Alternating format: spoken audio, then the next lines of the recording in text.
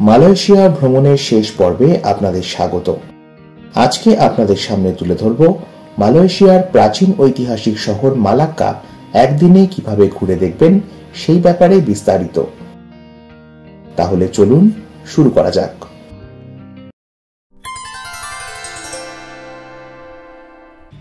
Good morning. ঘড়িতে এখন সময় সকাল 7টা। কুয়ালালামপুরের অন্যতম ল্যান্ডমার্ক বুকিত বিন্তাং থেকে শুরু হচ্ছে আজকের গল্প।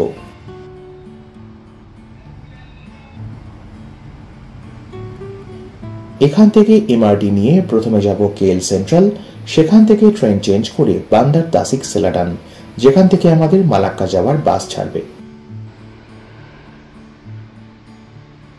ট্রেন চলে এসছে।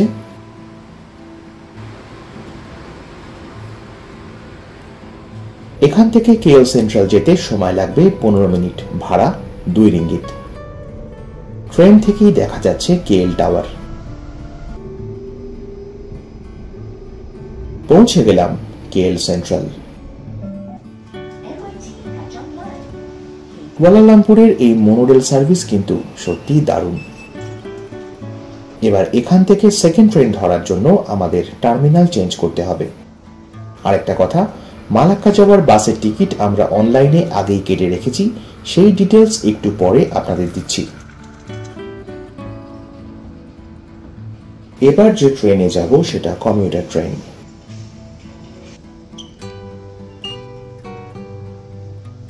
যাচ্ছি প্ল্যাটফর্মের দিকে। বাঁ দিকের প্ল্যাটফর্মে ট্রেন আসবে। এই আমাদের ট্রেন। চলুন উঠে পড়ি। কম্পার্টমেন্টের ভেতরে ট্রেনের পুরো রুটের মার্কিং করে দেওয়া আছে। ট্রেন ছেড়ে দিল। এখান থেকে বান্দার তাসিক সেলাটান পৌঁছতে এই ট্রেন সময় নেবে মাত্র 20 মিনিট। ট্রেনের ভাড়া পড়ল 2.5 রিঙ্গিত।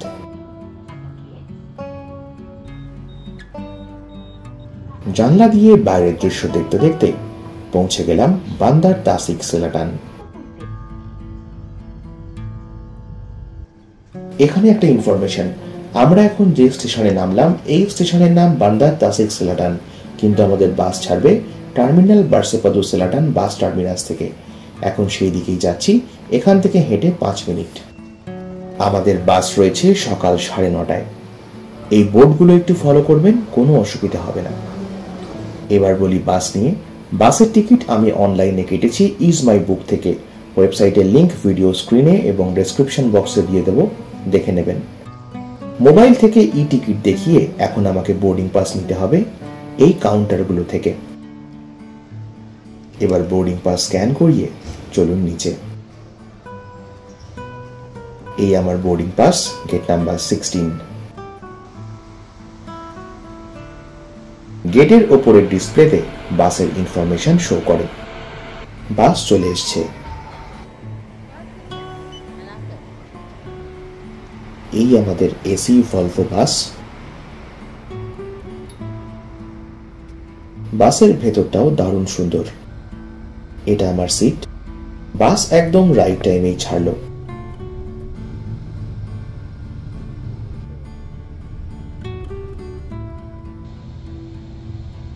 এখান থেকে মালাক্কার ডিস্টেন্স 144 কিলোমিটার। যেতে সময় লাগবে 2.5 ঘন্টা মতো। বাসের রিটার্ন ভাড়া পড়েছে 30 রিঙ্গিত। বাস যতই কুয়ালালামপুর ছাড়িয়ে মালাক্কার দিকে এগোতে থাকলো, রাস্তার দুপাশের দৃশ্য দ্রুত পাল্টে গেল। বিশ্বাস করবেন কিনা জানি না, একটা বাস জার্নিও যে এতটা সুন্দর হতে পারে তা এই পথে না এলে হয়তো সত্যিই জানতাম না। মালাক্কা ঢোকার কিছুক্ষণ আগেই শুরু হলো ঝমঝমিয়ে বৃষ্টি, যা এই পথে আমাদের বাড়তি পাওনা। আমরা প্রায় পৌঁছে গেছি, আর মিনিট 10 লাগবে মেইন ডেস্টিনেশনে পৌঁছতে। ঘড়ির কাঁটায় তখন দুপুর 12টা। বাস আমাদের ড্রপ করলো মালাক্কা সেন্ট্রাল বাস টার্মিনাসে। এক কথায় পুরো জার্নিটা অনবদ্য ছিল। এই হচ্ছে বাস টার্মিনাসটা। এবার এখান থেকে একটা গ্র্যাব নিয়ে রওনা দেব মূল শহরের দিকে। কুয়ালালামপুরের তুলনায় মালাক্কায় গরম অনেক বেশি। সেই সঙ্গে বেশ হিউমিড। তবুও চেষ্টা করব শহরের জনপ্রিয় পর্যটন স্পটগুলো আপনাদের সামনে তুলে ধরতে। মালাক্কা শহরে আমাদের প্রথম গন্তব্য এ ফামোসা। আমরা প্রায় পৌঁছে গেছি।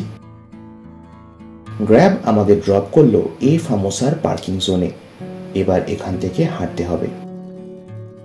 মিনিট দুয়েক হেঁটেই পৌঁছে গেলাম এ ফামোসার সামনে।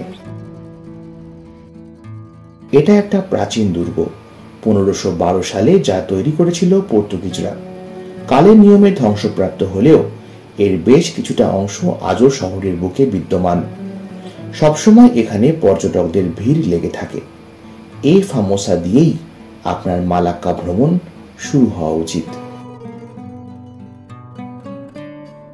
পর্তুগিজরা এই দুর্গ নির্মাণ করলেও 1512 থেকে 1807 সাল পর্যন্ত এই দুর্গ পরিচালনার দায়িত্বে ছিল পর্তুগিজ, ডাচ এবং ইংরেজরা। আমাদের এবারের গন্তব্য মিনারা তামিংসারি বা মালাক্কা টাওয়ার। মালাক্কা ভ্রমণের ব্যাপারে আপনাদেরকে একটা সাজেশন দিই। মালাক্কা সেন্ট্রাল বাস টার্মিনাস থেকে একটা গ্র্যাব নিয়ে চলে আসুন এ ফামোসা পর্যন্ত। তারপর এখান থেকে বাকি জায়গাগুলো পায়ে হেঁটেই দেখে নিতে পারবেন, কারণ সবগুলোই পাশাপাশি, গাড়ির আর প্রয়োজন হবে না। চলে এলাম মিনারা তামিংসারির মেইন এন্ট্রান্সে। এই হচ্ছে টিকিট কাউন্টার। টিকিটের দাম 26 রিঙ্গিত। এটা বেসিক্যালি একটা রাইড। এতে চড়েই আমরা টাওয়ারের মাথায় উঠব। ভেতরে বসার জায়গাও রয়েছে। এখান থেকে গোটা শহরের 360 ভিউ পাওয়া যায়।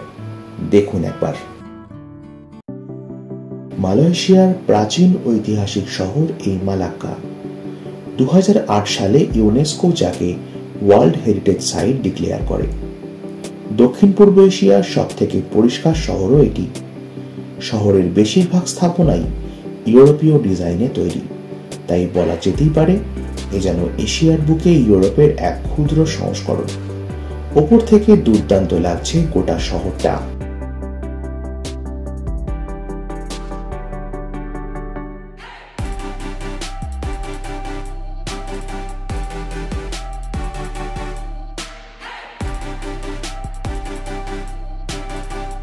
$260 ফুট ওপর থেকে নামতে নামতে চলে এলাম নিচে।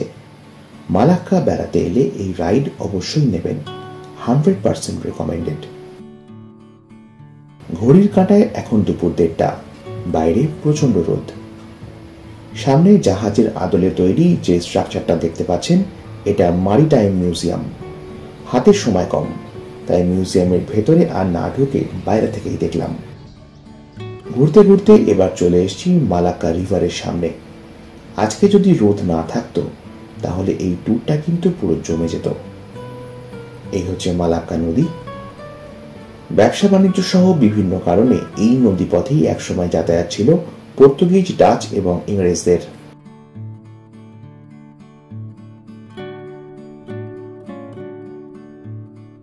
হাতে সময় থাকলে মালাক্কাতে একটা রাত স্টে করুন। সেক্ষেত্রে বেশি সময় নিয়ে এই জায়গাগুলো আরো ভালো করে ঘুরে দেখতে পারবেন। এখানে রিভার ক্রুজেরও ব্যবস্থা রয়েছে। চলুন দেখাই। 30 থেকে 35 রিঙ্গিত খরচ করে এই ধরনের ক্রুজে চেপে মালাক্কার বুকে ভেসে বেড়াতে পারেন। ক্রুজের টিকিট এখানে ইনস্ট্যান্টলি পেয়ে যাবেন। এখন যাচ্ছি মালাক্কার প্রাণকেন্দ্র রেড স্কোয়ার বা ডাচ স্কোয়ারের দিকে। এই ট্রাইশো রাইড গোটা শহর জুড়ে খুব জনপ্রিয়। এগুলো বেসিক্যালি রিক্সো, তবে প্রত্যেকটাই বিভিন্ন থিমে খুব সুন্দর করে সাজানো। ঘন্টা হিসাবে ভাড়া নিয়ে এগুলোতে চেপে শহরের বিভিন্ন জায়গায় ঘুরতে পারেন। এসে পৌঁছলাম রেড স্কোয়ার বা ডাচ স্কোয়ারে। এখানে যা কিছু দেখবেন সব কিছুর রঙই লাল। সেখান থেকেই এই জায়গার নাম দেওয়া হয়েছে রেড স্কোয়ার। প্রথমেই নজরে আসে ক্রাইস্ট চার্চ, যা 1753 সালে তৈরি করেছিল ডাচরা। এটাই মালয়েশিয়ার সব থেকে পুরনো কার্যকরী প্রোটেস্ট্যান্ট চার্চ। চার্চের ঠিক উল্টো দিকেই রয়েছে 50 ফুট লম্বা ক্লক টাওয়ার। এই ক্লক টাওয়ারের নাম তাং বেং সুই ক্লক টাওয়ার, যা তৈরি হয়েছিল 1886 সালে। 134 বছরেরও পুরনো এই ক্লক টাওয়ার আজও স্বমহিমায় দাঁড়িয়ে রয়েছে। ক্লক টাওয়ারের ঠিক বাঁদিকে রয়েছে স্ট্যাথিউস। 1650 সালে ডাচদের তৈরি এই ভবনটি প্রথমে ছিল ডাচ গভর্নরের অফিস, তবে বর্তমানে এটি মিউজিয়াম। দক্ষিণ পূর্ব এশিয়ায় এখনো টিকে থাকা ডাচ কলোনিয়াল বিল্ডিংগুলোর মধ্যে এটাই সব থেকে পুরনো। মালাক্কাতে আমাদের আজকে শেষ গন্তব্য জঙ্কা স্ট্রিট, যা এখানকার ট্যুরিস্ট স্পটগুলোর মধ্যে অন্যতম। জঙ্কা স্ট্রিট মালাক্কার উইকেন্ড নাইট মার্কেট। সপ্তাহের শুক্র থেকে রবিবার সন্ধ্যের পর থেকে রাস্তার ধারের দোকানগুলোতে বিক্রি হয় বিভিন্ন ধরনের খাবার সহ আরো অনেক কিছু। তবে এখানকার প্রপার ভাইবস পেতে চাইলে আপনাকে মালাক্কাতে একটা রাত থাকতে হবে। সেদিন ঠিক এইভাবেই একদিনে যতটা সম্ভব মালাক্কা শহর ঘুরে দেখে বিকেলের বাস ধরে আবারও একই পথে আমরা ফিরে আসি কুয়ালালামপুর। আজকের গল্প এই পর্যন্তই। আবার দেখা হবে খুব তাড়াতাড়ি নতুন কোনো ভিডিওতে।